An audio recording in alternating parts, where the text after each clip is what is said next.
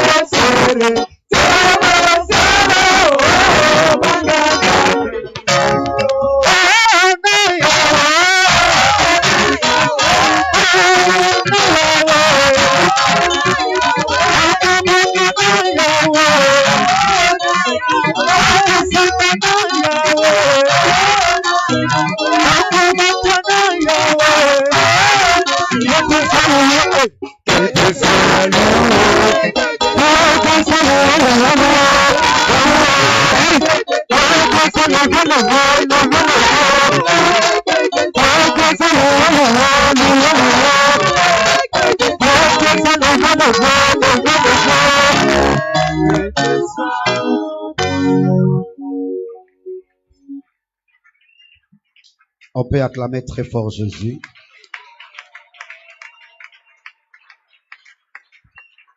Tunatia mikono yetu juu, sema Jésus merci, je t'aime, tu es tout pour moi.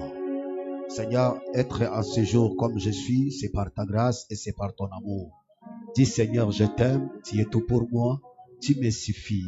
Commencez à parler à Dieu. Dites à Dieu ce que tu sais de lui. Parle-lui cet avant-midi. Ambia Mungu, Seigneur, je t'aime. Tu es tout pour moi, tu me suffis. C'est toi qui es la source qui ne tarit jamais. Anza kuomba Mungu, parle à Dieu, parle à Jésus. Renda moko sata baba. Yedebeke sotora baba. Renda boyaka sotora beke shidere baba. Renda baka sotora kushidere baba. Renda baka sotora kushidere sotora baba. Renda baka sotora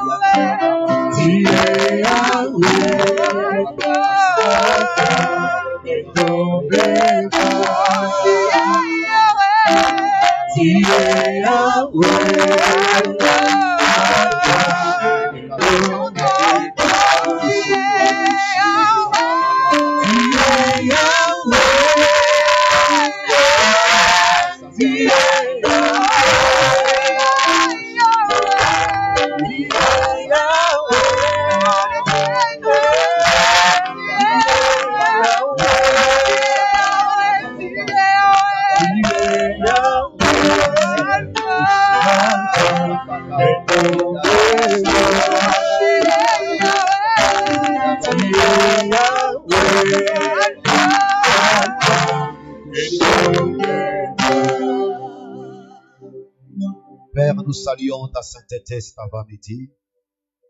Nous voulons que tu règnes. Que tu règnes, Seigneur. Au-delà de nos faiblesses, que tu règnes.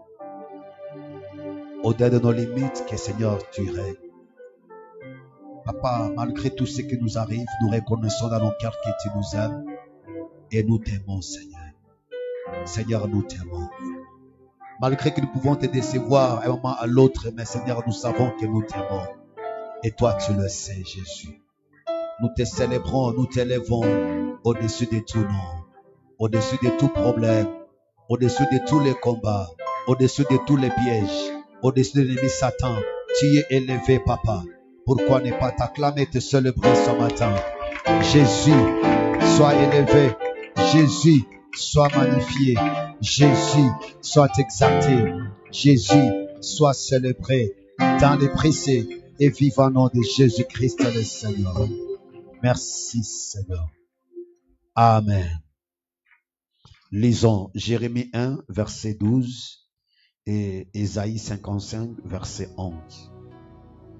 Jérémie chapitre 1er, verset 12 et Ésaïe 55, le verset 11.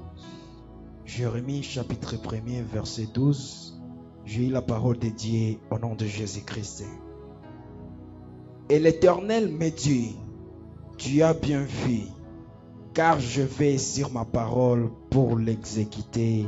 Amen. Car je vais sur ma parole pour faire quoi? Pour l'exécuter. Pour l'exécuter. Ok. Ésaïe 55, verset 11. Isaïe 55, verset 11. Tunasoma kwa jina la Yesu Kristo. Ainsi en est-il de ma parole qui sort de ma bouche. Elle ne retourne point à moi sans effet, sans avoir exécuté ma volonté et accompli mes desseins. Amen. Proverbe 18, verset 21. Proverbe 18, verset... Ben, on peut commencer par le verset.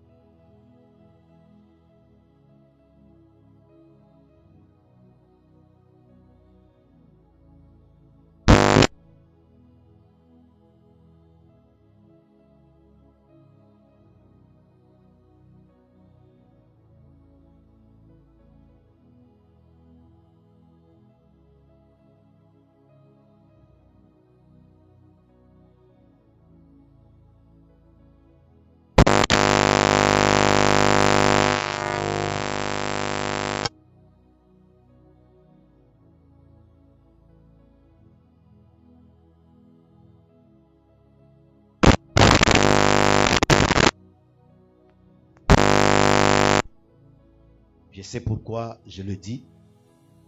Et je l'ai eu cette conviction pendant qu'il n'y a pas d'Apakumazabao. Dimanche prochain, Ambi Abanibiko absent. Mais ceux qui nous captent à la radio, cherchez une huile qu'on appelle ça quoi? L'huile d'olive. Si Kwambi ou l'été vidéo à 20 litres à panne. Ou l'été selon moyen utapata. Kama hauna ulombe mwingine. Utika kabute kidoko ulete dimanche prochain. Nous allons prier pour ça. Et nous allons vous dire quelques recommandations. Qu'est-ce qu'il faut faire avec avant que moi kaimalizike. Bien aimé, nataka nikuoneshe asubuhi ya leo valeur ya parole. Dieu lui-même, c'est la parole. Tout a été créé par la parole. Ce que tu es, c'est par ta parole ou par ta confession. Bwana asifiwe.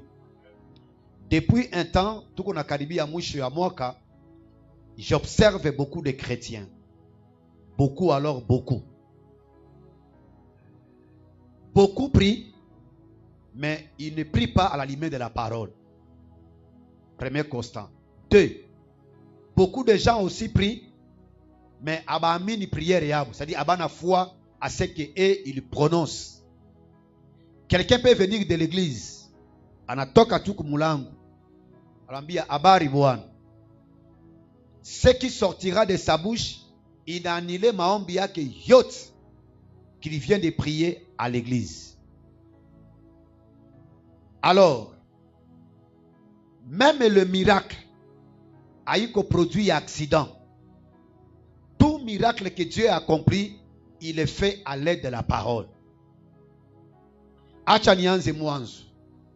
Quand nous lisons Genèse, la Bible déclare que Dieu a créé le ciel et la terre.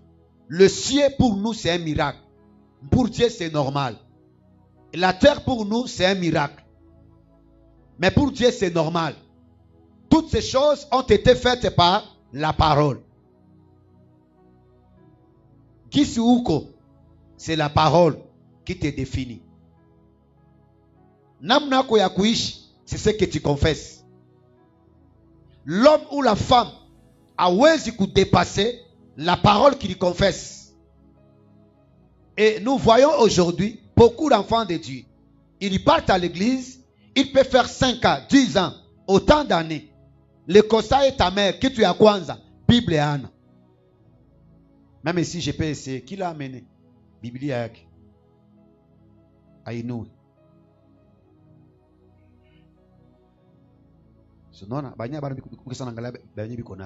Vous voyez?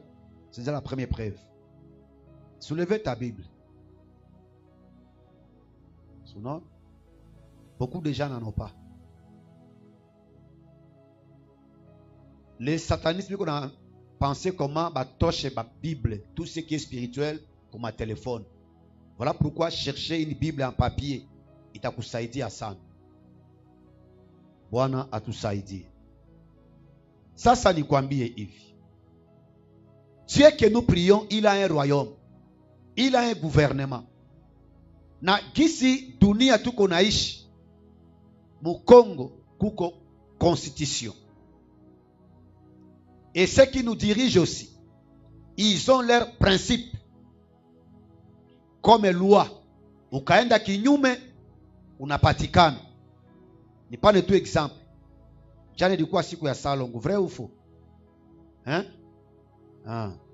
Banakwambia que non, salongo iko de telle heure à telle heure. Si ni loi ile. Ukaenda kinyume ufanye nini? Sunako unakosea. Bwana sifiwe. C'est-à-dire que même le monde a sa constitution, a sa loi.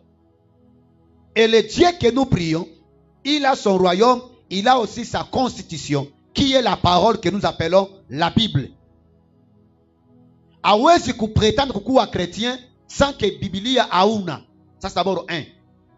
Et de 2, si on pouvait réveiller l'unique éthiopien, parce que lui on avait posé la question, est-ce que tu comprends ce que tu lis? Nous on peut nous poser la question, est-ce que tu lis ce que tu attends? Parce que beaucoup attendent, mais ils ne lisent pas. Beaucoup prient, mais la parole de Dieu, ils ne la lisent pas. Or, une bonne prière doit être basée sur la parole. Batu mingi leo, ndio magonjwa ya francophonie na Goma.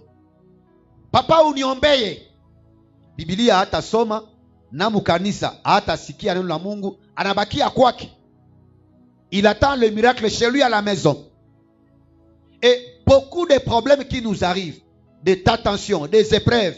Pourquoi hatuwezi kuisirboter? Parce que on n'a pas le temps de lire la parole. Et quand les gens paniquent, c'est parce qu'ils n'ont pas la parole. Pas seulement la Bible à Abana, mais aussi d'autres aussi à non, mais ils ne la lisent pas. Bwana asifiwe. Il y a un multimilliardaire. Je le lis. Il s'appelle Zig Ziglar. Anasema hivi. Même un audio et même un idiot, mtu mwenye akusomaka, il peut devenir milliardaire si il sait faire des recherches et lire ce qu'il cherche. Ata mtu mwenye akusomaka, il peut dire ok, mitafanya biashara ya makala. Mais s'il a lu bénéfice ya makala ni nini, il comprend ce qu'il veut faire, atakuwa milliardaire. Le problème des chrétiens, anaingia mukanisi, iko na gonjwa, mais il a la Bible qui lui dit que c'est par ses maîtrises nous sommes guéris. Il a la Bible, mais il est malade. Et ce qui fait encore très mal, il peut être attaché à magonjwa autant d'années. Et pour finir, pour dire que non, ni magonjwa en famille. Voilà pourquoi le vendredi et le jeudi, j'aime ce que mon frère a enseigné. Beaucoup de chrétiens meurent par ignorance. Ignorance iko kitu ya mubaya sana. Comment tu peux rester à l'église? Tu peux être appelé chrétien. Tu n'as pas la Bible. D'abord ça, tu n'as pas la Bible. Et les mal des chrétiens aussi, ils viennent à l'église que pour leurs intérêts. Kama iko na faida, anakuya mukanisa. Et si c'est que l'église fera une chose pour lui ou pour elle, elle vient à l'église, bien il vient à l'église. Mais comme il est terrain à Iko, il reste chez lui à la maison. Et quelqu'un comme le dimanche, il peut recevoir les gens à la maison. Un chrétien, il donne les rendez-vous aux gens. Beaucoup de kwangu 9h dimanche, ça va poker. Ça dit que ayou est valeur et la parole de Dieu. Pour que vous poker les bateaux, il faut que Dieu que tu pries à couper chez Poumouzi. Mais comment tu peux prioriser les visiter plus que Dieu? Moi, en tout cas, est-ce que c'est moi qui suis fou? Ou bien, je suis rosé Mouzouri. Mais attends mon doto. L'autre dira parce que au pasteur. Mais non. Comment je peux inviter les gens chez moi? Beaucoup y est 9h pour ça y a prière. Et maintenant, quand tu es malade, tu vas appeler le pasteur. Pasteur Uniombe. Mais finalement, tu fais quoi? Aouye Valérie Amungu. Les problèmes des chrétiens, nous souffrons. C'est par ignorance. Que Dieu bénisse mon frère Papa Philippe. L'ignorance peut te faire abandonner l'église. Les jours de culte, tu n'as rien à faire à la maison, mais tu restes là. Là aussi qu'il y a prière. Bon ofik, mina choka bois. Anabaki à quoi? Il combelle à téléphone. La parole de Dieu assomme, mais devant le téléphone, devant la télé. C'est l'ignorance. Et quand quelqu'un pense qu'il vient à l'église pour que Ati et Sadaka, j'ai toujours dit ça et je vous dirai, il n'y a aucun fidèle qui peut rendre l'autre riche. Kamaïkomu. Parce d'abord, la parole de Dieu dit que le cœur de l'homme est mauvais. Et puis ceux qui vous diront, oh non, Kanisa, c'est pour enrichir les pasteurs. Ces gens-là ne donnent pas. Comme ils ne donnent pas, puis Abayou et Mungu, ils veulent quoi? Ils veulent te décourager ou bakier Munyumba. Quand quelqu'un a un problème, il y reste à la maison. Il ne connaît ni la parole, il ne connaît ni le Dieu que nous prions. Tu as des commandes, mais tu restes à la maison. Le problème, c'est quoi? Parce que, aouyou est valeur, aouyou est ngouf yanini, il y a parole de Dieu. Dieu appelle Jérémie, enfant qu'il était. Ambia Mungu niko mtoto bwana. Hii kazi ya unabii haiko facile, mimi nabiachi. Et puis c'est vrai. J'ai toujours dit aux gens d'aujourd'hui, ukona mtu anakimbilia kazi ya Mungu, ana appel. Celui qui a l'appel de Dieu, anakimbia kai kazi. Unajua pourquoi? Même hier on était ici à l'église, pour votre information. Une maman qui était venue au Salongo avec les autres.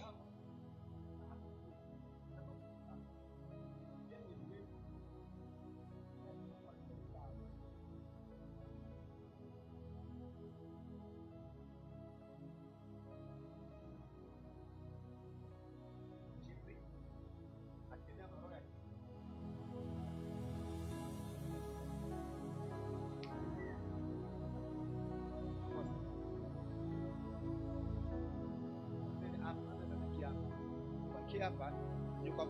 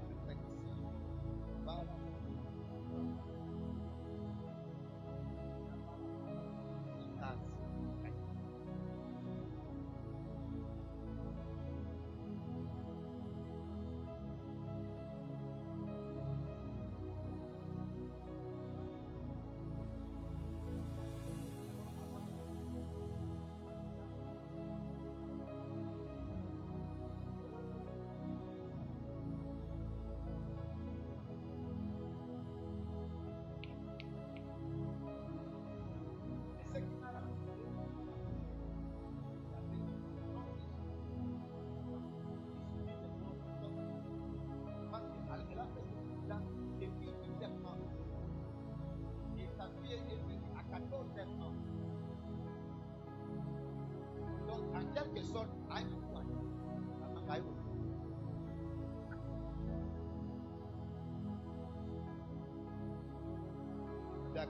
aussi désormais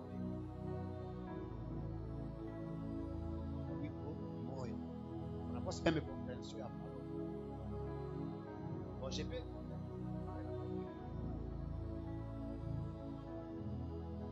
Musa akasikia habari zimande ibari kutoka hayuko tena. Sasa maana tunapata kwa ile bali pesa ndio kuganga kudiboga hii sana bongo. Bwana sifiwe. Wewe unacheka juu atakuwa hapa jana. Ndio kukua. Unaona sama kutemwaje kwa pale.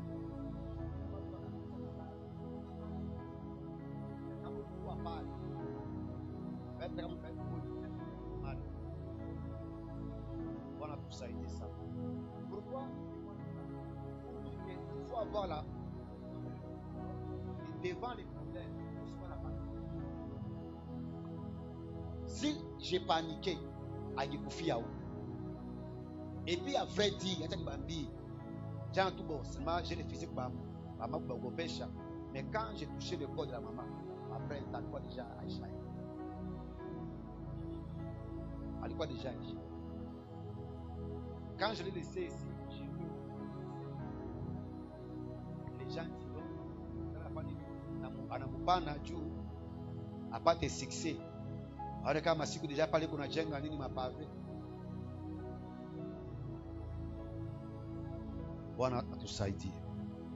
Comme j'ai béni Dieu parce que on m'apprend ce matin que quand même ça commence à aller. Amanivile. Tumpike basi Yesu.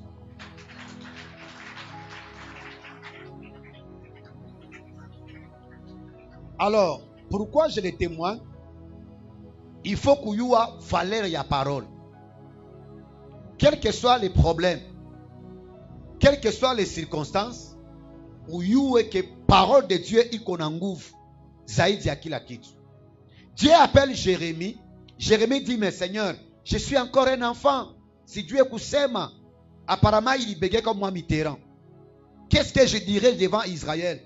C'est comme si Jérémie aussi avait lu l'histoire que abatu kubaongoza haikuwa que facile.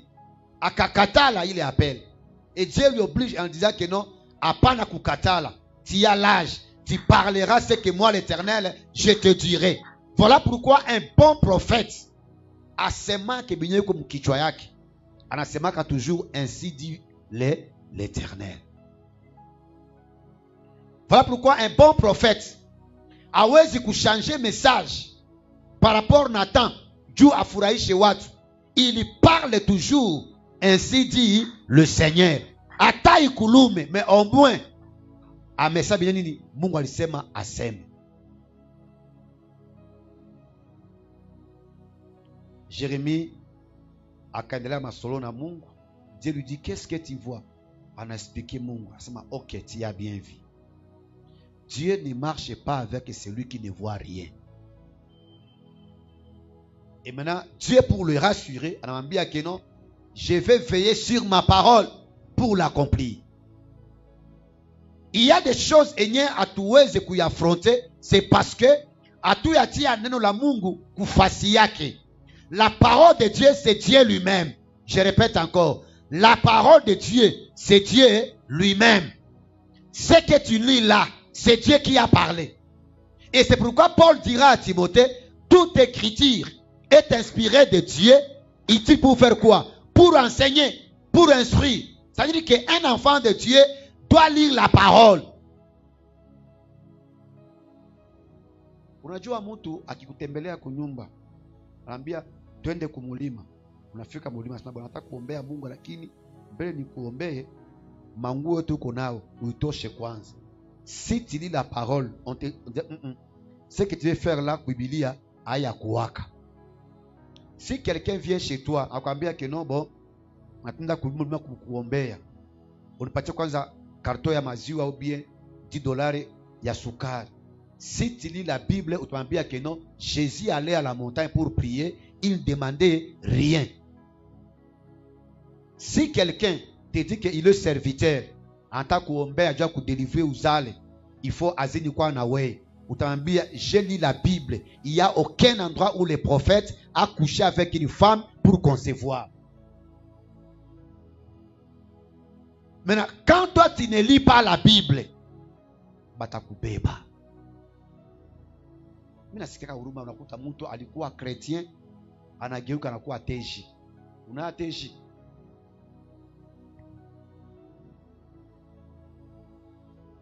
Mtu alikuwa chrétien ana changé. Anarudilia. Le problème c'est quoi? Il voulait la prière, mais sans la parole. Comment un chrétien peut être rancunier un mois à engager que mutu? Tu as raison, parce que la parole de Dieu a isomaki. Parce que la Bible déclare que ukisirika mangaribi isifai nini? Isifike na yule kulokisari nukunao. Mais quand quelqu'un dort avec la colère, unaambia jambo, anasema usinisemeshe. Siko mwenzako. Kuomba iko kukua bujinga. C'est que na parole iko nayo haya comprendre.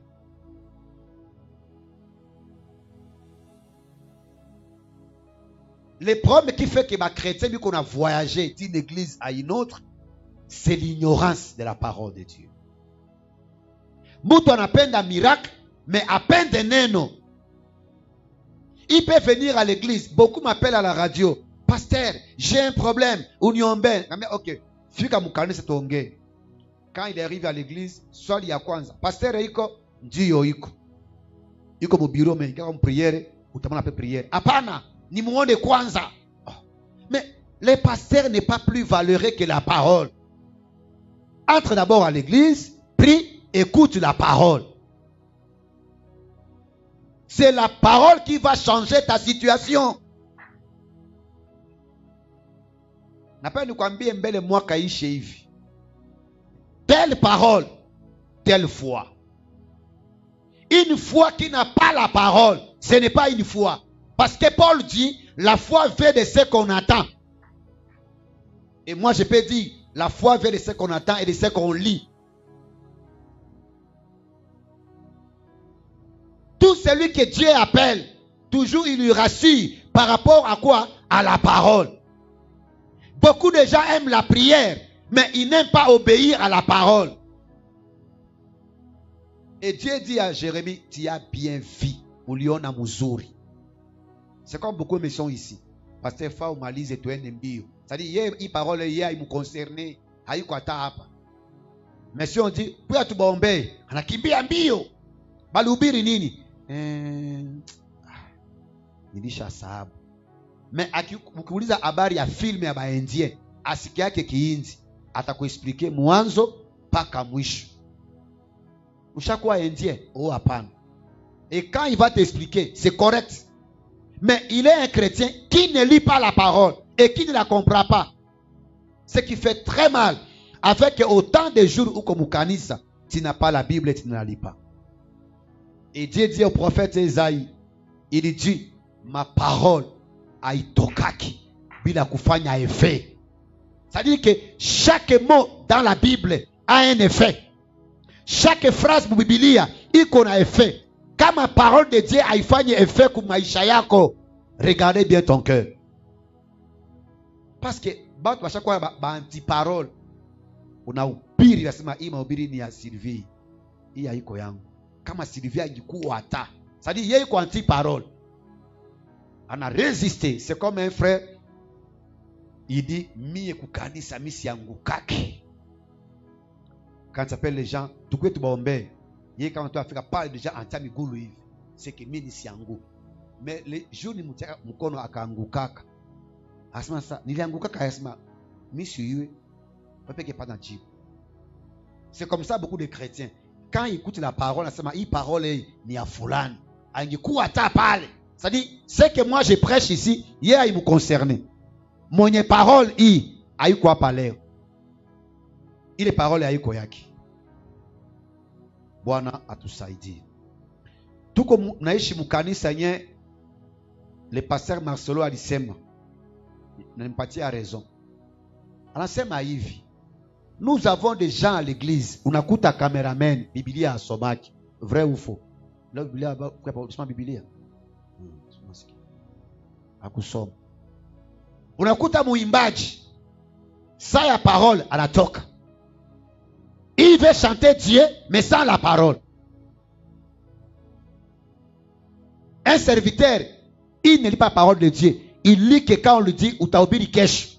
Dieu maintenant ça recherche ça, Biblia, en somme. Et c'est pourquoi nous avons des chrétiens voyageurs. Leo comme Teden, kesho comme kanisa ya Viviane. Après kesho kanisa ya Philippe. Après kesho kanisa ya Kirongozi. Après kesho kanisa ya Alain. C'est-à-dire que haiko stable parce que nini, la parole de Dieu haina effet ndani ya maisha yake. Il peut venir à l'église quand il veut, mais on a respecté rendez-vous à mariage. Moi souvent ça me dérange. Comment ça les a fait? Il y a mariage. Beaucoup il y a 15h, déjà nous venons à 14h30. Tout parle ça comme mulango parle. Unachunga nini? Bouteille moya ya Fanta na birai. Kama kuna bahati mbaya banakutila mfupa ya kuku. Na ulichunga il y a 2 heures. unachunga pale. Na ukaambia ufike mkanisa, nafika saa unapenda. Quand il y a les matchs au stade des Martyrs, il y a Léopard, match moins important. Les gens font le veillé au stade. Maintenant, quand il y a parole de Dieu, les gens viennent quand ils veulent. C'est-à-dire que les francophones, beaucoup de chrétiens, bien que c'est un pays laïque, a tout à comprendre des valeurs et la parole. Unajua quand tu es un chrétien ou pasteur à kuombea, ou le à kukuombea, mais sans la connaissance de la parole, utachoka na utatoka libanzi mkichwa. Jua nini? Kila pasteur anakutilia mkono, kila pasteur mkono, utakuwa na libanzi. Les chrétiens vers le miracle mais sans parole. Ce qui a c'est que Dieu dit à qui? À Josué après la mort de Moïse. Josué 1:8. C'est un verset que vous connaissez. Josué 1:8. Hawezi kuréussir dans tout ce que tu cherches comme à la loi de Dieu, comme à parole de Dieu, hauipendaki. Le monde est régi par la loi et par les principes. Tu es quel chrétien mwenye a eu une loi à donner, a eu une loi à prière, a eu une loi à jeûne, a eu une loi à principe à kukuya attend la prière. Lisez. Josué 1:8. J'ai eu la parole de Dieu au nom de Jésus-Christ. Que ce livre de la loi ne s'éloigne point de ta bouche. C'est-à-dire que kila wakati uko naishi, neno la Mungu, la loi de Dieu, isikue mbali na nini? Na kinywa yako. Avant kujibia mutu, uangalie ce que je vais prononcer. Est-ce que c'est conforme à la loi de Dieu? C'est conforme au principe de Dieu. Si je viens en retard à l'église, est-ce que Dieu est content de moi? Si je suis absent de l'église tout un mois, 2 semaines, est-ce que c'est la loi de Dieu? Si je ne donne pas à Dieu l'offrande, est-ce que Dieu est content de moi? Médite les jours et nuits. Qu'est-ce que cela veut dire méditer? C'est là où il y a une question. Dans la méditation, on cherche les où de chaque verset. On cherche les comment de chaque verset. On cherche les quand de chaque verset. On cherche de qui à chaque verset. On cherche le quoi dans chaque verset. On cherche le pourquoi de chaque verset. Pourquoi Dieu dit dans ce livre que non, c'est ça méditer. À part la Bible comme un journal.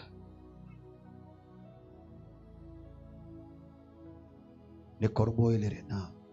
Mettre le corbeau sur quoi? On a déjà parlé de Bunabio. Maintenant, ni capable de faire verset million à verset bon. Qui peut commencer? Qui encore? Non, le corbeau les renards font na bakia. Depuis il y a presque 15 à 20 ans. Même kicho kingali. Vous voyez, c'est ça les francophonie.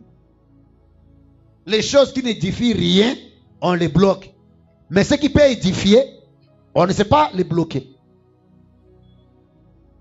Comment tu peux être un chrétien, tu n'as aucun verset d'appui, et que quand il y a un problème, on a que nikita tout verset, Mungu ananisikiaka. Auna ta. Mais le corbeau et le renard, on a eu. Tuendelee. Mettre le corbeau sur quoi? Après ce qu'il y a haya, tuendelee. Mettre le corbeau sur quoi? Continuez. Tenez à son bec, quoi? Un fromage. Après? Tuendelee ou siogope? Bon, maintenant, ok. Déjà, au cours de 2 phrases, il y a mettre le corbeau. Maintenant, le verset. Peut-être un verset million à maîtriser. Verset million à maîtriser. Qui va commencer? Moya. Nani mwingine? Et ceux qui mettent le corbeau dans la machine à lier, c'est bon.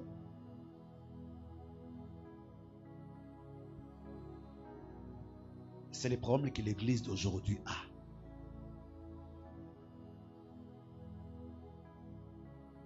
Mama, unaya numéro bwana wako? Numéro ya Philippe wewe yangu. Na mtu. 0 combien? Philippe azap. 0 09 97 62 32 47. Eza bongo? Data sangu. Sunasikia sanani anafanya nini? Anabloqué nini numéro ya bwana yake. Quelle est la raison? J'aimerais viser des choses là dans ce que je vous dis. Pourquoi vous avez numéro na mutu? Pona ngonga nyoso juu saa yote kama kuna urgence afanye nini? Aite. Ule ni bwana yake ya kimwili. Sasa Mungu munyali tuumbaka. Sasa tuko na urgence, tutafani. Sephora, tu connais quel verset? Donne-moi un verset que tu connais.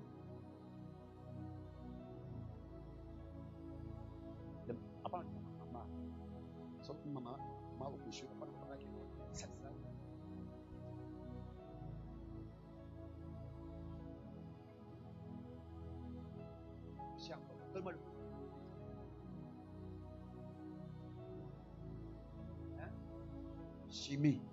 Donne-moi une formule de l'eau. C'est HD. HD quoi? 0. Déjà, il y a comme kichwa. Mais aucun verset. Ça, waivi akakuwa directrice wa entreprise. Atakondi basibatene na verset gani. Voilà déjà kati tuko nayo. Mais ukaita kushepa. Anayua surati, anayua dua. Na kama umeteli Biblia atakuchanger. Ulikuwa chrétien unakuwa ni musulman. Tu sais pourquoi? Parce qu'il maîtrise leur programme. Pas chrétien. Wache kwa. Ils ont la Bible. Ils ont la Bible. Comment avoir le changement? C'est parce qu'ils ne lisent pas la Bible. Je voudrais dire ici que la Bible, comme nous la lisons, il y a 32 000 promesses. Plus de 32 000 promesses. Maintenant, on a eu un verset ngapi.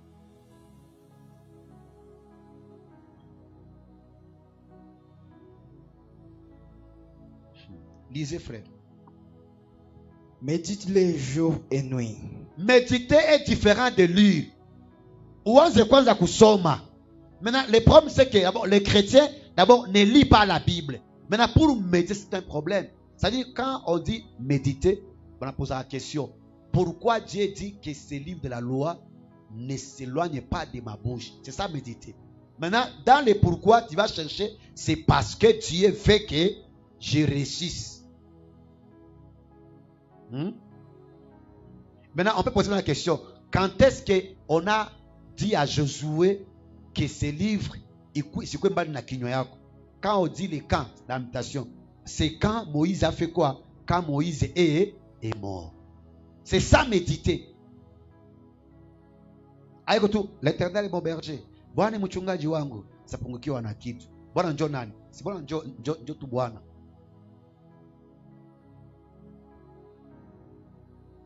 Vous trouvez des sœurs dans l'église, anapenda olewe, mais ayue ata la loi sur le mariage. Analaka 2 heures, alamuka 10 heures. Na usimulamushi. Anafaa. Mais quand elle vient à l'église, tuombe. Anapendaka kuolewa, mais kuvumilia ayue. Nipata mtu mwa verset ya 1 Corinthiens 13. L'amour supporte tout. Asa papa nini nasema Biblia kupale soma pale. L'amour supporte tout. Nikamwambia hii verset ni tosha yao. Oh papa hapana. Ndio mara ya kwanza hii kama ile verset na kuwaka. Na iko ndani ya ndoa. Uko na bwana busiku, bwana anakutia mgulu kukinywa. Comme l'amour supporte tout, hautampiga, utafanya nini? Matoto mgulu yake pole pole, unatia pembeni, naambia unalaka mbaya saa chinois kwa. Dans l'amour, on vous dira, l'amour ne soupçonne rien. Uko tout le monde va venu quoi pas? Tunaona Philippe kunganda kape Kivu. Iko na kafie moja hivi kama fia kanisa. Kweli, allez, pas les kilotes. Mais celui qui la Bible dira quoi? Je crois à mon mari. Je ne soupçonne rien depuis que je suis avec elle. C'est ça la Bible. Na kama sawa usibaki Biblia. Sikia. Kuomba haiko kuwa mjinga. Atanyona leo. Ndio fala pantalo. Atupa de boto ba Congo batata. Nous venons à l'église, mais pourquoi on ne récite pas? Parce que d'abord on la lit pas et de Dieu, on ne sait pas méditer la parole. On dit quoi? Méditer la nuit et jour.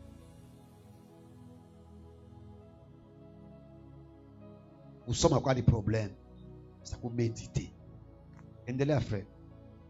Médite les jours et nuits pour agir fidèlement selon ce qui est écrit. Jour ou agir. C'est-à-dire qu'un chrétien, kuna namna yake ya kuishi. Namna ya kuagir. Unajua chrétien mwa alikuwa na colère. Sana kwa na colère. Anekala mukiti. Tena alikuwa mama, alikuwa papa. Famigolo hivi. Leo mtanisantiri. Minjo yokoro hapa. Minjo mwenye nyumba hii. Allez, petit frère, leta pale carburant, anaita essence. Allez, après alimeti. Antoa carburant, anatia kunini ku nyumba. Na iko chrétien, toa salimeti. Chwa. Nyumba inafanya nini? Nasema amina. Nyumba na lungula yote ku chini yo. Wow. Après ça, anaambia bibi yake. Chérie, unisamehe. Ilikuwa Kisirani ndio mtuma vile. Sikia vile Chérie mwenyewe alikuwa na hekima akasema baba, nyumba ni nyumba yako basi wewe njoo yokoro. Nyumba deje shalungula. Mimi nakusamehe. Sasa tutalala. Sema agir. Un chrétien n'agit pas dans l'émotion. Il agit fidèlement parce que c'est quoi? Il sait lire la parole. Même s'il y a des mauvaises choses, tu dois agir sous l'émotion. Tu peux brûler comme ça ta maison parce que tu as été en colère. Ni lungu c'est tout. Talomba musama. Kaka. Dieu dit à Josué pour faire quoi? Pour agir fidèlement. Un bon chrétien hawezi kusede kuma caprice ya colère. Ukasirika c'est normal. Mais hapana kuruhusu ile kisirani yako ifanye miaka. Et puis chaque dimanche, tu viens à l'église.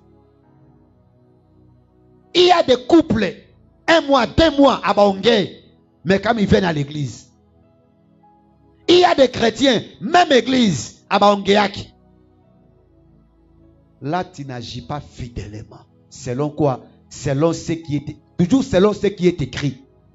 C'est-à-dire, majusma yako, na mu nyumba, na mu kanisa. Vous savez, il y a des choses, comme ça que je dis, ça ya kutoa. Mie mitera à mon niveau. Si on a que valeur, yangu na Biblia, ni toi le téléphone. Allô, papa Philippe. L'on le quantième? Le 23. Allô, papa Philippe. Miezi, juu ishi, na combien de jours? 7 jours. Usisahabu, sehemu ya Mungu, Mungu kwanza, sina besoin ya kukurappeler. Je sais que tu es un chrétien, tu lis la parole, tu dois faire quoi? Tu dois agir fidèlement selon quoi? Selon ce qui est écrit.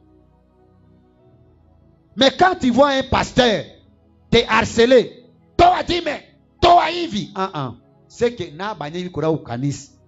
Biblia abasomake, kama banasomaka abaya elewa. Hawezi kuchasser des mots ya pauvreté alors que uko mwizi a dit mais c'est incompatible. C'est-à-dire là tu agis contrairement à quoi? À ce qui est écrit dans la parole. Vous venez ici, chassons la pauvreté au nom de Jésus. Esprit de pauvreté, toka mu nyumba yangu. Esprit de ceci. Alors que le diable sait que huyu ni grand muibi, ni mwizi, atowake tim. Là, tu n'agis pas bien. Tu agis en quoi? À la contre de la parole de Dieu. Bah chrétien, achani bambi. J'étais à la radio, j'enseigne. C'est qui a mtu moya. Papa, kule kwenu vile, bunatabirianaka. Moi, je suis prophète. C'est quoi contre prophétie? Mais une prophétie qui est donnée à l'encontre de ce qui est écrit n'est plus une bonne prophétie. Une bonne prophétie, son soubassement, c'est la parole. Quand on t'amène une prophétie, on va dire que non, tosha manguo, umwambie imeandikiwa wapi. Sasa kuverse ya wapi nyuna yoa. Si ndio pale sasa kushida pale. Sasa kuverse ya gani nyuna yoa. Pour agir quoi? Fidèlement, selon tout, apana certain, tout ce qui est écrit. Na ba conseiller, apana kufukuza demo ya pauvreté, kama uko mwizi ya dîme. Tu n'agis pas bien. Tu n'agis pas bien.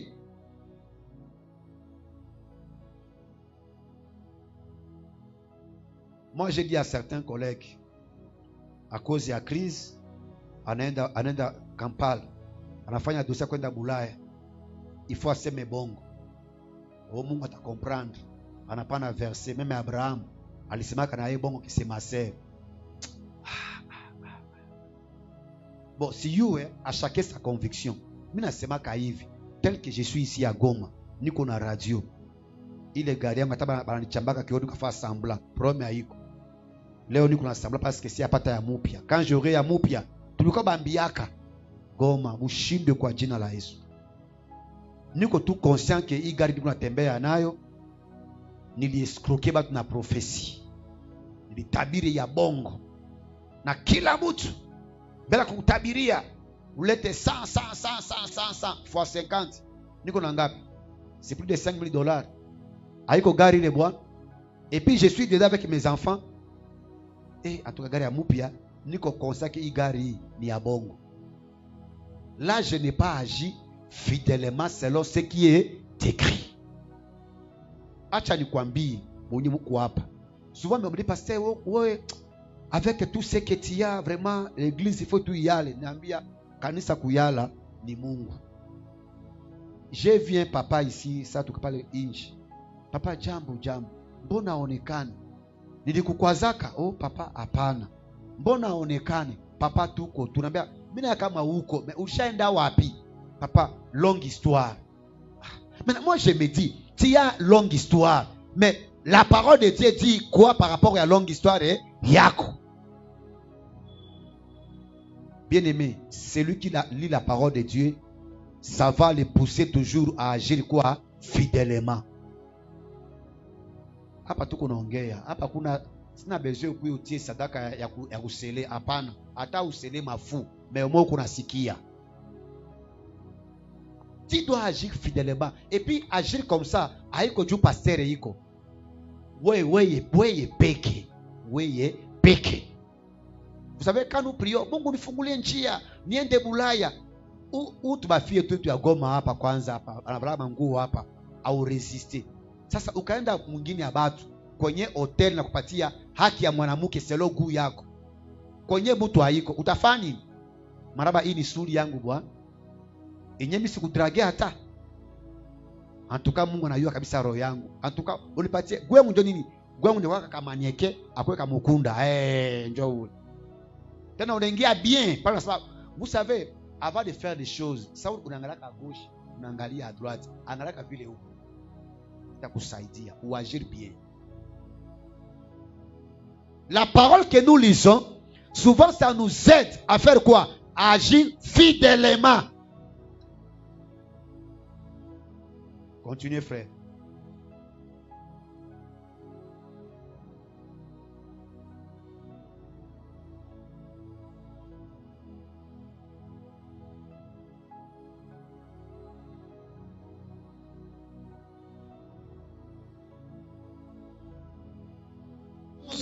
Unapenda promotion sans la parole. Tu vas réussir comment? Tu vas réussir comment? J'ai aimé ce frère qui est devant ici. On allait le voir un jour. Il me dit, papa, depuis que je suis venu à l'église, je commence à prier, je commence à écouter la parole. Nikaanza kazi quelque part. Tukashukuru Mungu Philippe. Pour dire que c'est la parole qui a la capacité de kupata réussite kwenye on a besoin. Toi tu veux avoir du succès, tu veux réussir, mais prier à son. Et là, quand tu lis la parole de Dieu, tu as kwa avantage yako. Na leo makanisa francophonie, qu'est-ce que nous voyons? Surtout baimbaji, protocole, la sécurité, Biblia la somaki. Na kutoa abatowaki. Même dans cette église, dans l'église, batumishi abatowaki. Ni butowe après prière makuta transport unipatie transport unipatie. C'est-à-dire que yeye anajua kama yeye tunjua ku recevoir, yeye hawezi toa.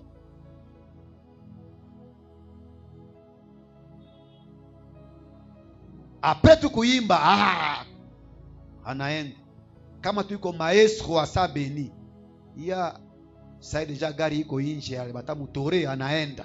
C'est-à-dire mahubiri ya baba yake mkanisa yeye ajali. Yeye angaike au moins aende. C'est-à-dire pour lui la parole n'a pas de valeur. Le jour que tu comprendras la valeur de la parole, ta vie va changer. Nous autres, nous sommes ce que nous sommes à cause de la parole. Moi, je n'ai jamais eu honte de dire ça à la radio. Je suis venu à Goma avec ma Bible, avec valise ya mwisho. Je dormais sur un pagne. Et quand Dieu m'a élevé, j'ai eu des matelas. Drago kwa nikipoma bibi yangu, niko na photo ya oti leo. Je ferai une histoire ya témoignage yangu hayuko leo kule mbele. Là où j'ai commencé avec le Seigneur. Je commence à voyager à l'étranger à cause de la parole. Je suis resté dans les pays à cause de la parole. Et quand je prêche à la radio, on m'écoute. Ayuko parce que je suis licencié en psycho. Apana, c'est à cause de la parole. Je n'ai pas honte de la Bible que je prêche. La Bible m'a donné la forme, la valeur. Je peux voyager 500 passagers à bord d'un appareil aéronautique. Là où il n'y a que 3 noirs. Et je suis parmi ces gens-là. À cause de la parole. J'ai toujours dit à ma femme, s'il y aura drame Goma ou bien volcan, à Tassiko, à Chamangu, à Chamakoti, mais Bible yangu, na ya kipasteur, toka nao inji. Masulie uyache. Parce qu'avec la parole de Dieu, j'aurai encore du succès. Vous la négligez parce que haouya comprendre une valeur et la parole. Bien aimé, c'est la parole. Itakupatia adresse. Amen. Heshima, respect. Même dans ta famille, la parole de Dieu va t'imposer.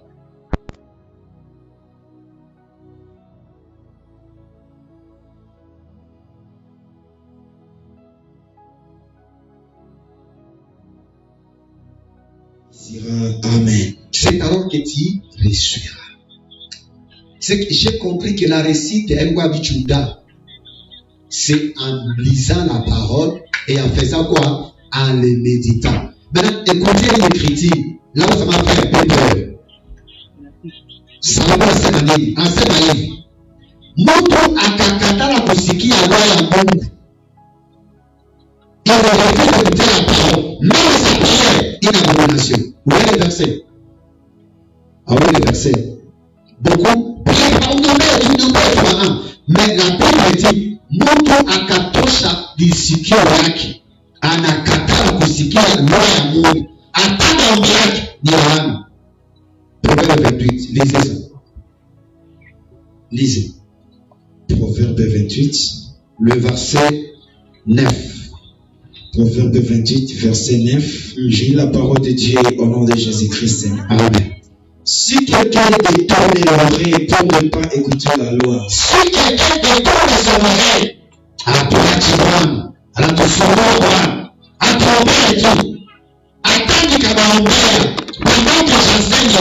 mais masikio yako inakataa kusikia hiyo ujumbe.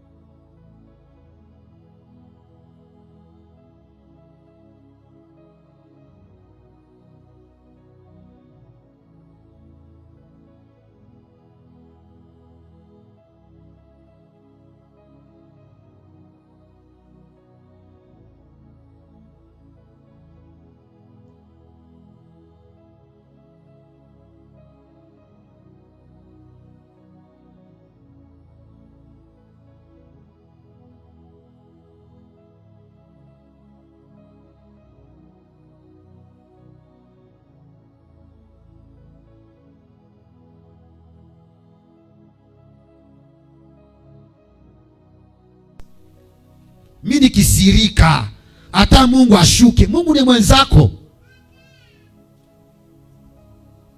Hata radi afike hapa, siwezi sikia mtu, siwezi. Basi pastor njoo ndani. Siko tu mtu asamie. Anda tu muweze asamie. Bon.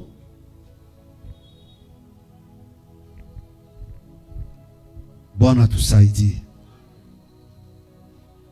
Vous savez, les problèmes que nous avons, nous voulons diriger Dieu selon notre pensée. Or, c'est lui qui doit nous diriger selon sa pensée. Et beaucoup me diront, Pasteur Miterei, kuna marigere sana. Unajua, ce que je vous donne ici, je vous prépare à la grandeur. Un homme qui est préparé à la grandeur, il y prépare l'enseignement. Peut-être que Dieu dit moi, quand je vois cette église, par rapport à la vision que Dieu m'a donnée, je sais que j'aurai des chrétiens dans cette église, des millionnaires. Je l'aurai. Et Dieu me donne ce temps pour vous former. La grâce que j'ai, comme j'ai la parole de Dieu, je sais que Dieu m'avait dit, je peux voyager à l'étranger, je ne panique pas, parce que je sais ce que Dieu m'avait dit. Laisse-moi vous informer. J'ai la honte de vous le dire. On était allé dans une conférence.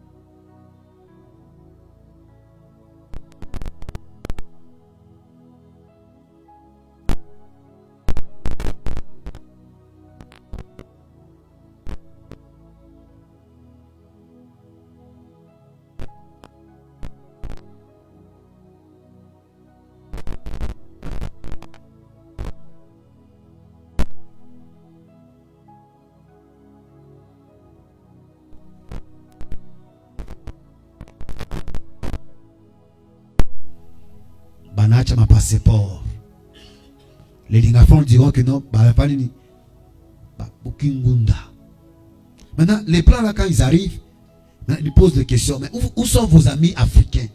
Ceux qui ont passé ma nini. Moi, je me dis, moi, à mon niveau, ben, donc, il est conscient que je suis pasteur, mais j'ai fui. Mais non. C'est que Aoyo et Valérie en parole. Aoyo kama Mungu anaanza kupatia binyo kunao acha. Je vous dis, haiko paroquet. Depuis que Dieu m'a ouvert la grâce à l'étranger, ça va être visa ya bure. Comme on parle avec vous, si vous voulez voyager en Indonésie, ni du centre, ni du Qatar. J'ai refusé.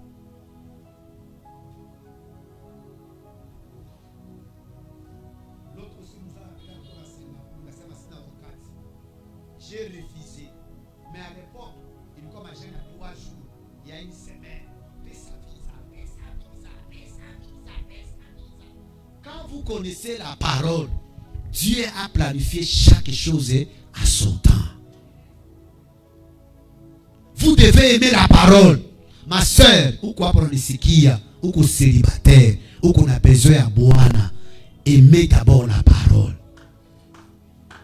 Parce que tu peux trouver un homme, mounyana kupenda, mais ma demo ya kwabo, ni ya polygamy. Demo ya kwabo, ni mapombe. Demo ya kwabo, ni bushishi. Utaanza lia kubunyumba. Moi, j'ai béni le mariage ici. 3 mois seulement. Pasteur, bagia konjoya oui. Je suis devant la chair. Bagia konjoy. J'ai béni le mariage ici. Parmi cela que j'ai béni ici. 2 ou 3. Pasteur, bagia konjoya oui. Je comprends que mtu anapenda aingie mundoa mais hana connaissance.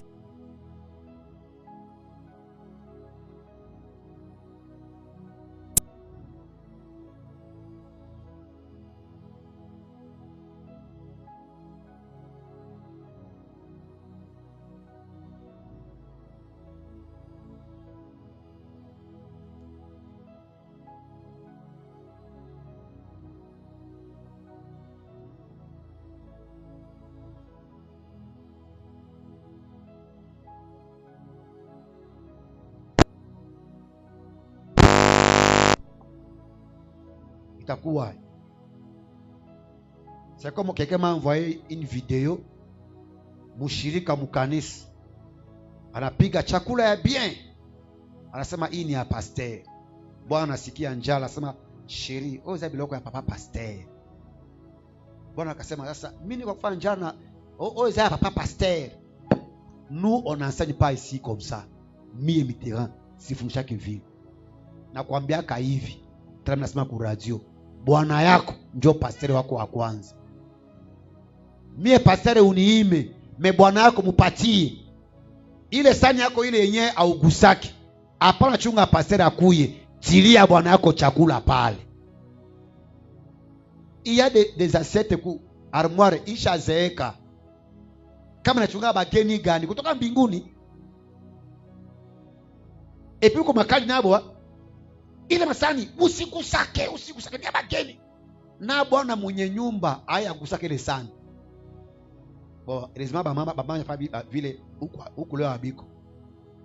En tout cas leo huko abiko. Tout ça c'est quoi? Parce que nini? Un enseignement. Il y a des sœurs qui sont alifaka mariage. Bapatia ma cadeau ma sani, akasema hii sani ni ya luxe. C'est pour le visiteur de luxe. Premier visiteur de luxe ni bwana yako. Sani itazeeka, itafanya na accident kwa armoire. Nkanka inaanguka. Juu nachunga tu mgeni wa spécial. Mais quand tu connais la parole, unayake mgeni wa spécial ni bwana yangu. Wa kufuata ni batoto yangu. Bato banaka tu ma verre ko pale kwa armoire inakuwa saba pambo. Abaezi igusa. Verre nafanya 6 mois abaigusake bwana. Verre aibujake, sanya aibujake, inachukua invité spécial. Atoke sasa wapi? Tout ça pourquoi? Parce que on ne connaît pas la parole. Ambia voisin, tafuta neno. Ishi neno. Allons-y. Luc 5, 17. Je vais respecter mon temps, monsieur Ogopi. Jumahubiri bingi apende mahubiri ya hivi. Utenda mbinguni, utenda Bulaya. Amen. Luc 5, verset 17. C'est ce que Jésus faisait. Luc 5, verset 17, je lis au nom de Jésus-Christ. Amen. Un jour, Jésus enseignait. Des pharisiens et des docteurs de la loi étaient là assis, venus de tous les villages de Galilée, de la Judée et de Jérusalem. Et la puissance du Seigneur s'est manifestée par des guérisons. Amen.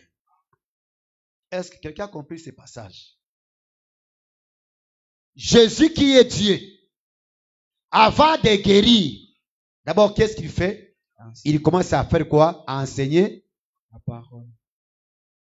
En d'autres termes, il n'y a pas de guérison, il n'y a pas de miracle, il n'y a pas de surnaturel, car il n'y a pas de quoi? L'enseignement de la parole. La guérison de votre cœur, la guérison de votre corps, la guérison de votre maladie a besoin de la parole. Amen. Guérison ya nyumba yako, guérison ya business yako, guérison ya projet yako. Il faut d'abord aimer quoi? La parole. Les pharisiens étaient là. Ils n'ont rien fait. Mais quand Jésus enseignait, Balishangal. Maintenant, pour confirmer la parole, il y a eu des guérisons, il y a eu des miracles. Ukapenda uishi miracle kudomene ya kipesa. Sikia enseignement ya parole. Ukipenda upate miracle ya ndoa, sikia parole. Ukipenda ukuwe stable kwa maisha yako, sikia parole. J'ai dit à un monsieur hier, nikamwambia papa, vous savez, nous les chrétiens, souvent nous sommes des ingrats. Mungu angefanya hata miracle,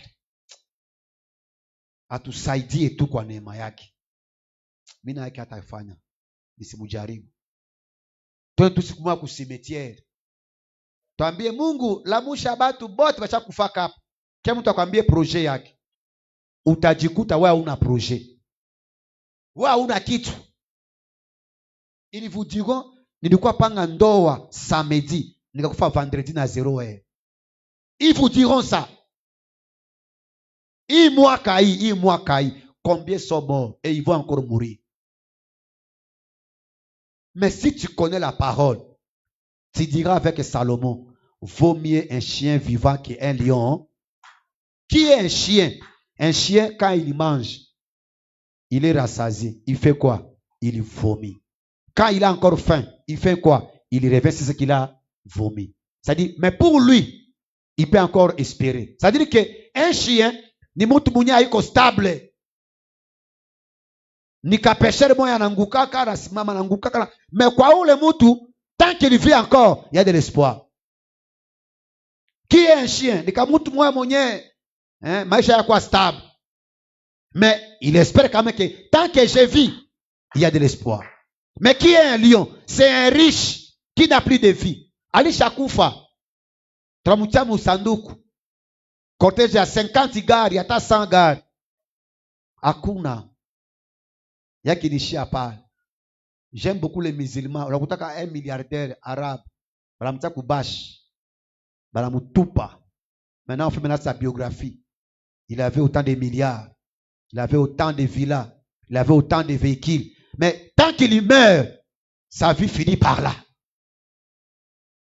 Mais tant que tu vis encore, et Dieu permet que umalize 2025, hauwezi kusema n'importe quoi. Hauwezi kuacha Mungu, parce que ta conscience te dira, qui suis-je pour rester jusqu'à cette heure? Il y a mes frères, il y a mes amis, il y a mes collègues. Pendant que je parle, ils sont poussières. Si tu connais la parole, tu vas rester calme. Amen. Mais kama hauye parole, njo maisha haina shuna binono. Sijui kulala pumuzi. Twende mukanisa sina wakati. Mais si on partait au cimetière, aller réveiller ceux qui dorment. Il pourrait dire que non, mimi kwa tu maisha kama mimi dimanche sikosake ibada. Mais kwa mwingine saa hii imesuia la radio kunyumba. Hata mguru kukiti kudiva. Mais mademo na musumbua, magonjwa na mutesi. Après prière, papa uniombeye.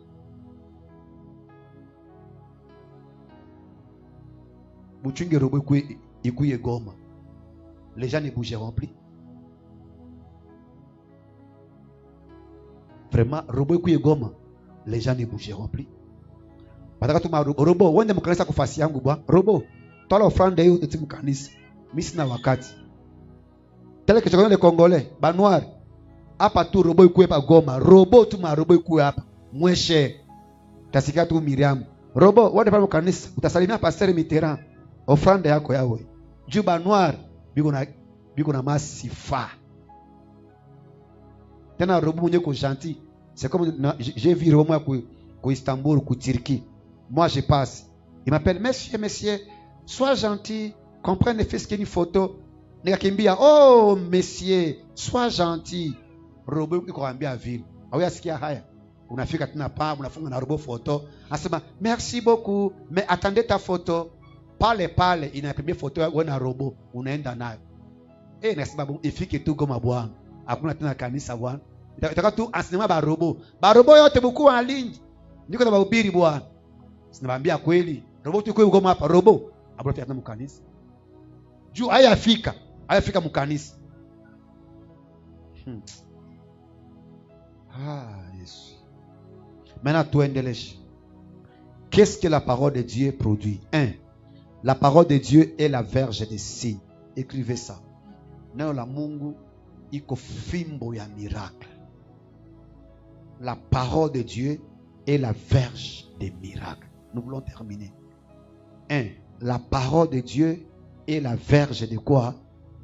Des signes et des miracles. Voilà, c'est au tableau là-bas. La parole de Dieu est la verge des signes et des miracles. Ukataka uone miracle, ukataka ukue mutu wa maalama, ukataka utishe watu mujama, mukartier, mukazi, penda neno. Exode 4, 17. Rapidement, nous voulons terminer. Exode chapitre 4 verset 17. Tunasoma kwa jina la Yesu Kristo. Amen. Prends dans ta main cette verge avec laquelle tu feras des signes. Amen. Dieu appelle Moïse. Il dit, tu vas aller chez Pharaon. Mais aussi David, pas ta verge ici. Tu fais avec ça quoi? Des signes. Et la verge là, c'est le symbolique de la parole. Une parole de Dieu que l'on maîtrise, ça a toujours produit des miracles.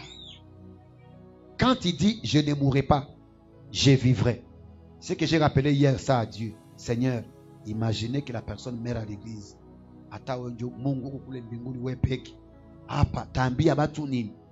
Seigneur, j'avais dit, elle ne mourra pas, elle vivra.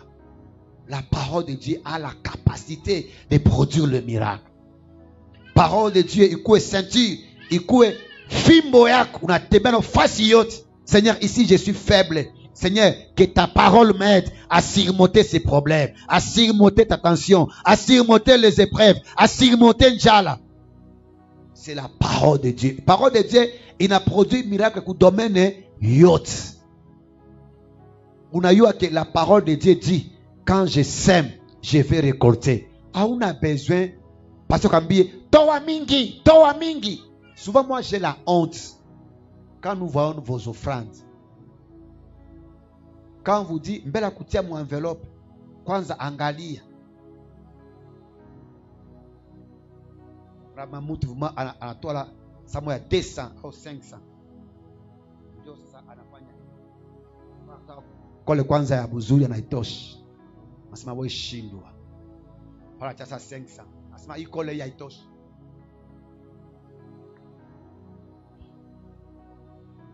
Sasa mena kama na Philippe Mitterrand anatangala ndani. Kwanza nyawa vita kwanza na envelope.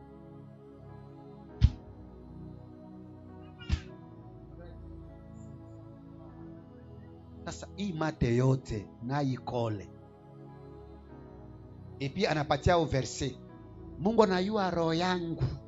Ile tundu nilikuwa nayo. Écoute, j'aimerais vous dire. Salomon anasema hivi. La vie et la mort sont au pouvoir de ta langue. Ce que tu confesses, ce que tu vivras. Par le fruit de ta bouche, tu mangeras les fruits. Miewabo, utakuwa tu miewabo. Vous savez, quand quelqu'un lit la parole, sa foi aussi monte. C'est pourquoi j'avais dit, telle parole, telle foi. Quand tout le monde pleure, comment ça va? Dieu est au contrôle. Comment la goma? Dieu est au contrôle. Nilisikia hivi, Dieu est au contrôle. Tellement tu donnes l'image hivi, Dieu est au contrôle. C'est-à-dire, la parole que tu écoutes, ça gendre la foi. Ça stabilise la foi. Et ça produit les miracles. Tout le monde peut pleurer. Ou qu'on parle calme. Aiko kenyo hauna huzuni. Mais la foi te dit, croyez, ça va aller. Croyez, ça ira. Croyez, les choses vont être bien. Là, la foi te dit toujours que non, c'est que tu as lu, il est écrit. La foi grandit quand il y a la parole. Quand je vous dis souvent, ne paniquez pas, c'est par rapport à la parole. Wakati, unakuwa kumaishi. Tout le monde considère que uko patron. Mais on a eu à que non, hauna kitu. Acha nibapike Roma.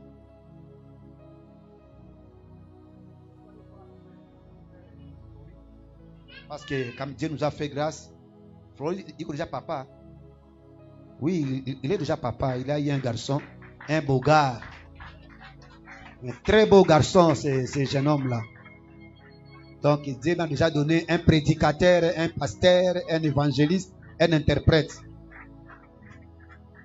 Nous partons comme Angali à Mara Yacht.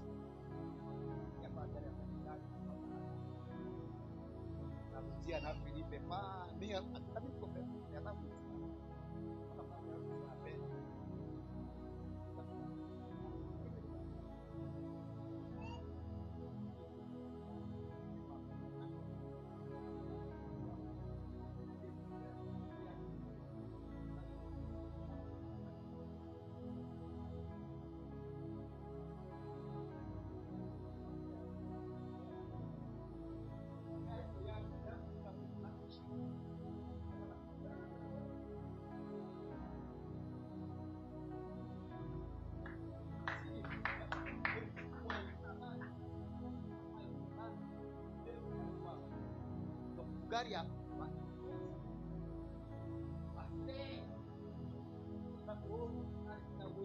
ya Béaringa wewe provincial. Peut-être passer la paroisse. Vous connaissez quoi quand nous venons chez les pasteurs, vous savez que nous faisons papa magoti kama yeye ndio mama pasteur za paroisse, mimi niko mwanaume hata niko interprete afika hivi mama atukana lakini leo upo na ngani hivi kama yasema kitu kama ni 30 minutes nous on a grandi comme ça cause malamu. Souvent quand je vous vois il m'a fier na nabula ta kitu hii.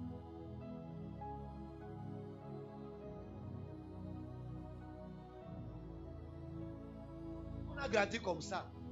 Et puis Dieu s'est manifesté. Parce qu'ils avaient leur verset. Ceux qui honoraient et pas colami, et pas molayo. Et puis à l'époque, nous savons papa il n'a pas la semaine que non. Yo, okubota kate ti leo. Ya chaque fois. Ule anakuwa kusikia haya. Papa ai konia hapa kuna pastor hapa. Pastor leta pasta. Almara kunia. Mwafika kwa pastor na saki ya mchele na karto ya kuni. Samu hata kuona hata. Unapata kwa grass. Papa na kina loso. Yego kule iko hapa asabu kasi. Na waki na ngoa sababu nanga pambo layo. Sababu ndio mkono hii au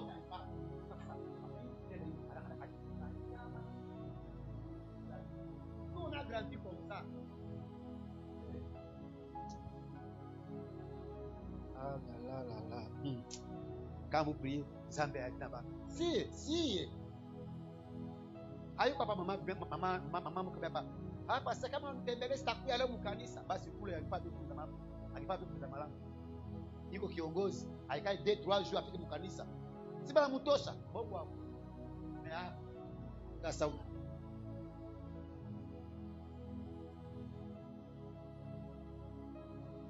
et nous on a grandi comme ça. Et c'est comme ça que Dieu nous visitait. Zambe Haïti naba. Et Zambe ya Toma Haïti naba. Toma. Nakuta la provinciale, nakuta la musée. Umuone kwanza.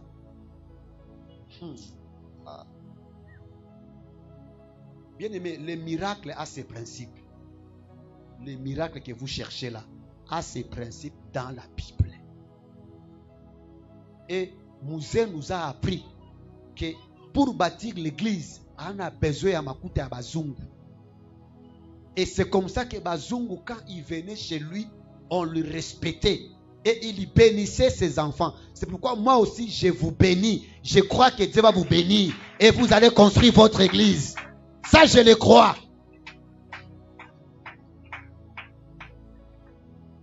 Nous, on a grandi comme ça. Hakuna muzana bia Mungu. Haiko sababu hapa kutu baimbaji. Banimba pa après banatoka. Communiquer. Kobanda lelo korale wana ya paroisse soki lycée kwa. Lelo tofandisi yango. Hivi tu. Pe Zambe ya idina bala. Abeta bangu. Ubeto tiba muna boko Satana. Wewe akopesa yembote, yeye pia azana kwa Satana. Unakuta kabisa Filipe njoo bwana yako. Hakuna kitu musalimii.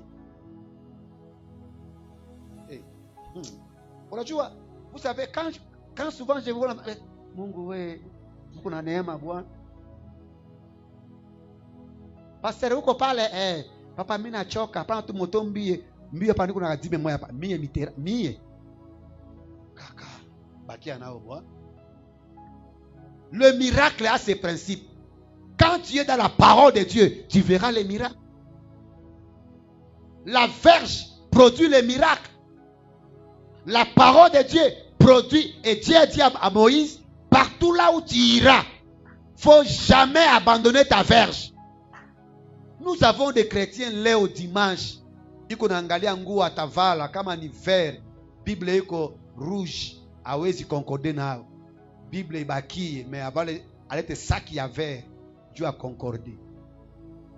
ukasikia Biblia haya. Mie Biblia sikia Biblia haya. Biblia. Qui pouvait me connaître ici à Goma kama ingekuwa Mungu? Na wewe umefika hapa mkanisa kunini yangu? Niko mtoka mbali, siku wa kwenu. Ukifika hapa kufani kama haiko Mungu. Epi nifanye Musa na Mungu mie. Leo nisuka priere, mimi nachoka. Mutaniombea tu. Hauyue valeur ya parole de Dieu. Lisez Psaume 107 verset 20. Ya wakati nakimbia Mungu we. Yesu. 107 verset 20. Sio kama tachoka pale banduku au niendeleshe siku nyingine au nipande tout sous point avec verset utaendelesha prochainement. 107 verset 20. Psalm 107 verset 20 tunasoma kwa jina la Yesu Kristo. Il envoya sa parole. Il envoya la parole. Et le guérit. Uko mgonjwa. Hauna besoin bakutabiri. Seulement le seul besoin qu'on envoie la parole. Que dit la parole par rapport à magonjwa? 3 Jean 2. Bien-aimé, je souhaite que tu prospères à tous égards. Sois en bonne santé, comme prospère l'état de ton âme. Seigneur, je suis malade. Ton souhait de me voir en bonne santé. Seigneur, je confesse que je suis déjà guéri. Au nom de Jésus. C'est-à-dire, là déjà tu envoies la parole. Et ça fait quoi? Ça guérit. Ata uko mbali. Oh quoi? Oh sinizite. Oh kama nini? Seigneur, j'envoie la parole. Que la parole puisse la guérir. La parole, ça peut produire le miracle. Bwana tusaidie ça. Deuxième chose, la parole nous aide à connaître les voies de Dieu. Tout délimité par. La parole de Dieu nous apprend à connaître quoi? Ses voies. Acha nikwambie hivi. Le monde vous dira, tout chemin mène à où? Mais ce n'est pas ça la Bible. La parole de Dieu, quand vous la lisez, itakusaidia fanya nini? Uyu njia ya Mungu. Laisse-moi vous dire, la science nous a appris ceci. On peut mettre au monde les triplés, les jumeaux, mais chacun a sa voie, chacun a sa destinée. On peut avoir même sang, même nom, mais à chacun sa destinée, mais à chacun sa direction. Voilà pourquoi, même pour les mariés Bunisiki, quand tu aimes un homme, c'est que on a embrassé njia yake. Entrer dans sa vision.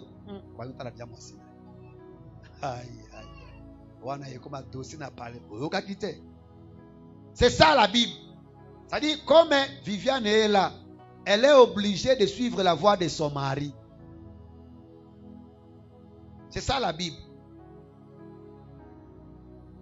Mais nous avons des femmes ici. Kama mukazi anaheshimia directeur wa mukazi kuheshimia bwana yake.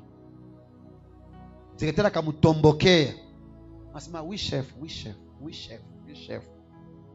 Mais kama bwana yake inakuwa nini? Inakuwa sasa utumwa. Ni nini? Uniue basi uniue. Mama, ni hivi hata.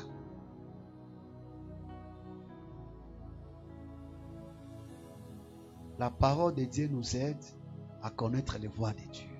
C'est-à-dire qu'un enfant de Dieu, un chrétien, a Tembec avec un principe à mondain. Les mondains vous diront, tout chemin mène à Rome.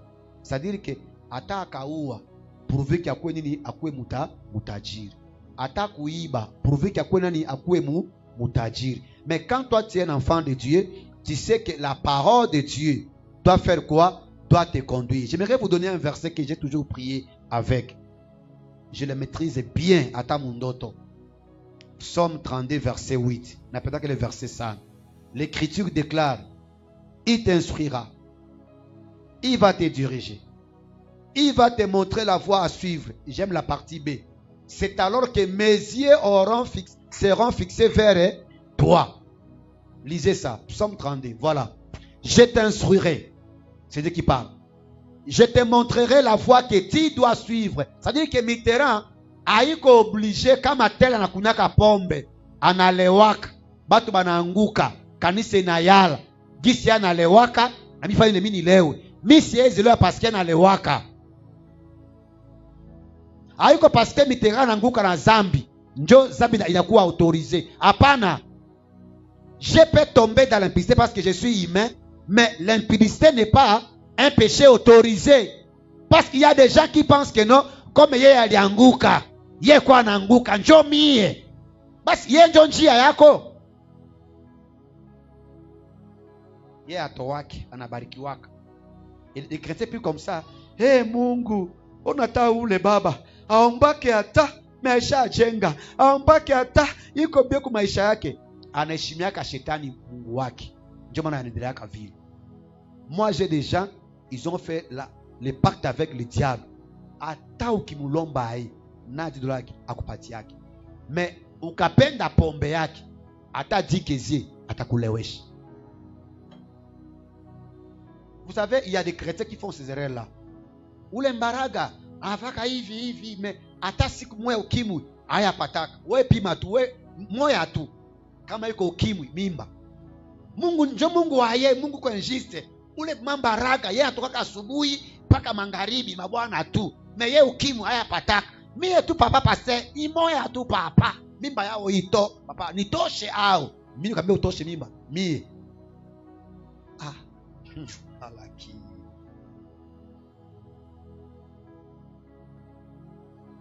La douleur que j'ai, parce qu'il y a des chrétiens qui imitent encore le monde. Ils suivent la voie de n'importe qui. Laisse-moi vous dire, et ça passe à la radio. J'ai eu des amis qui m'ont contacté. Ils me disent, pasteur, avec la radio, avec le nom que tu as, Goma, on peut te montrer là où l'église peut faire moins de 1 mois. Nakambia pasteur, je suis désolé. Ayo kwenye mimi natoka na Mungu. J'ai commencé avec Dieu longtemps. La radio que tu écoutes là, je n'ai rien forcé comme effort. C'est la grâce de Dieu. Si Dieu veut, il va ajouter les gens. Et je sais qu'au temps de Dieu, Dieu enverra les gens. Mais si wezi kusadawa, c'est qui a réponse à qui? Tu mourras pauvre. Kambia, c'est toi qui mourras avant et tu mourras pauvre. Parce qu'avec l'argent à dawa, on te dira, pana mutoto, quand tu sentiras la douleur de l'enfant, on te dira, on va te manger. Je m'en fous, bounikoule. Laisse-moi te dire, toutes tes voies ne mènent pas au ciel. Et puis les chrétiens font des erreurs. Ça peut m'arriver. Mais ça peut m'arriver. Mubaya inanifikia. Mais haiko mubaya ndio inakuwa parce que Mitterrand alifanya mubaya inakuwa normal. Hapana. Ça peut arriver que tu as vu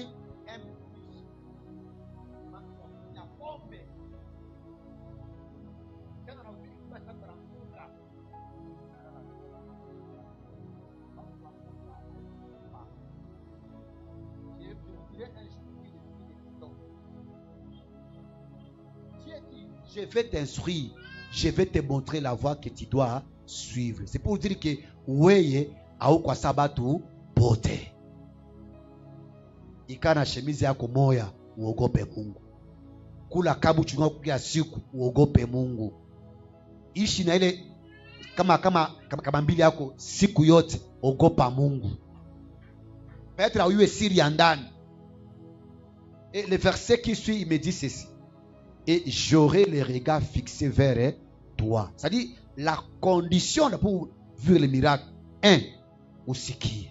2. Uitike njia ya Mungu. Pita hapa na Mungu. Kule ni mbali. Hapa ndio njia ya karibu. Il y a des maisons que Dieu ne regarde pas. Selon ces versets. Et j'aurai les regards fixés vers quoi? Vers toi. Maintenant, pose la question à ton voisin. Nyumba yako Mungu anaangaliaka? Na ile bushishi yako. Mtu mwambia papa pasteur wewe uko njoo compliqué. Siku yetu likuwaka. Pasteur kwa faka suivia madime tiku manyumba zetu. Nikamwambia dime ifanye suivia dime tiku nyumba yako. Sasa Biblia wao somake. Banasema nini? Apporter ça où? Sasa. Mimi nifanyao suivi ku nyumba yako. Atani Mungu nya atani wa njala Bwana. Bakia na dime yako Bwana. Tulikuwa hapa jana. J'ai dit au maman.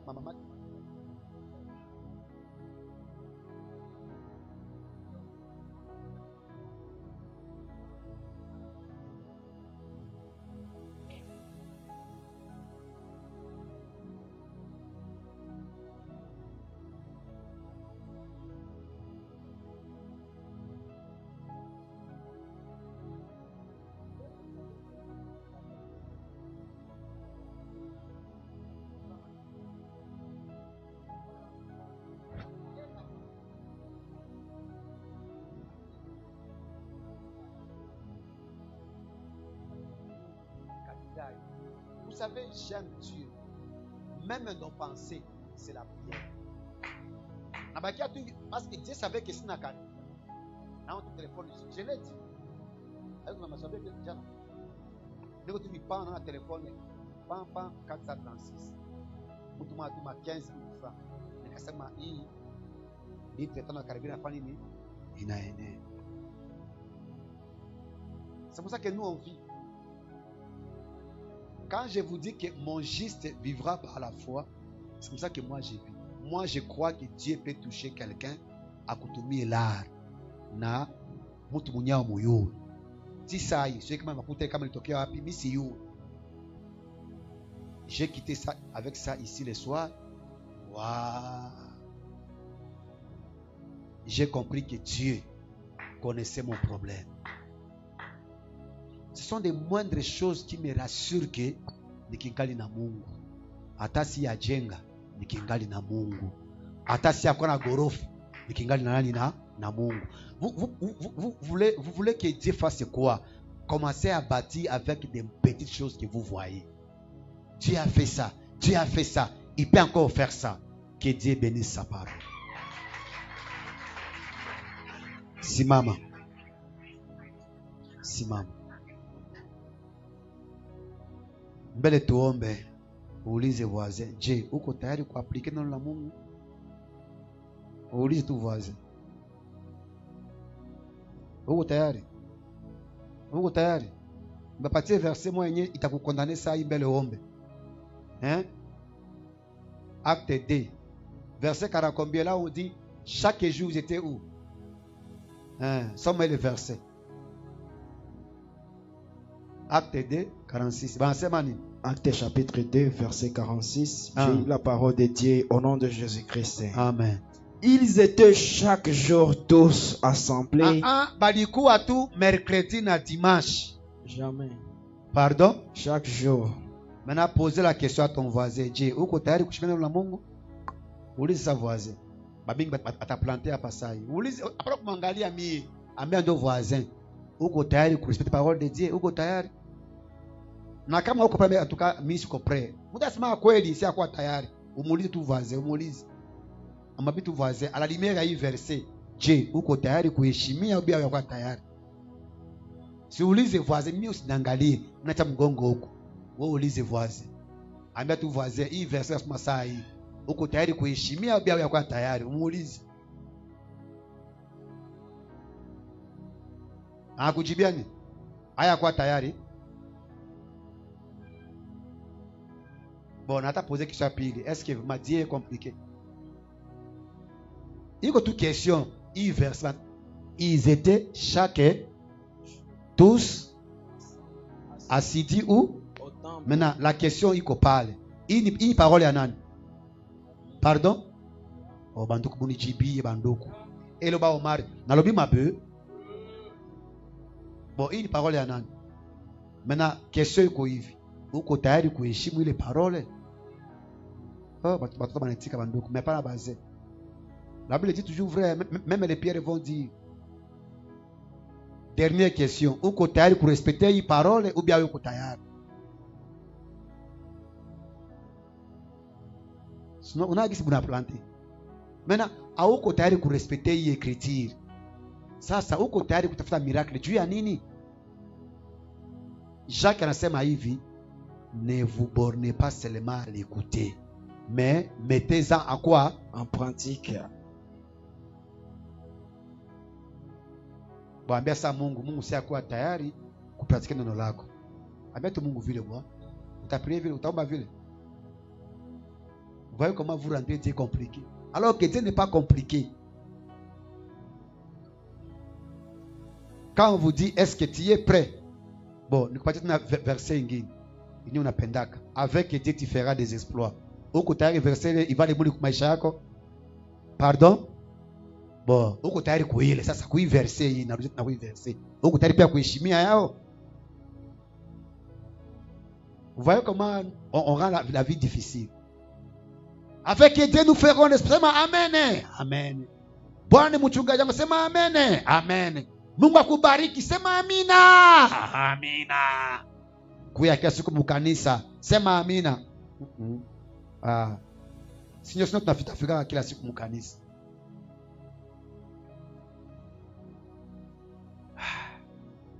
J'aime les anglophones, ils vous diront tout ce qui est écrit c'est pour moi. Sasa mkono wako tuambia Seigneur unisaidie ni appliquer parole yako. Omba tu vile. Mungu nisaidie ni appliquer parole yako. Commencez à prier. Mungu nisaidie niishi neno lako. Mungu nisaidie niishi neno lako.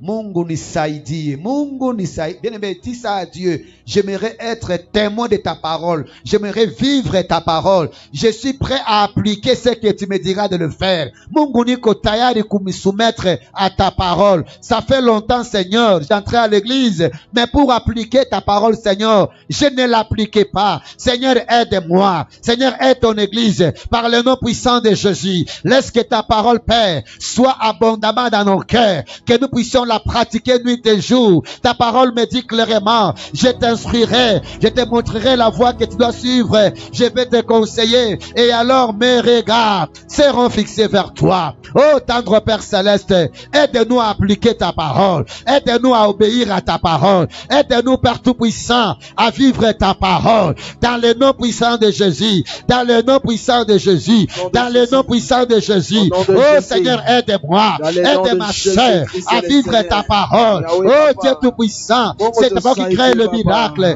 Au nom de Jésus, j'aimerais la vivre, Seigneur. J'aimerais la vivre, Adonai.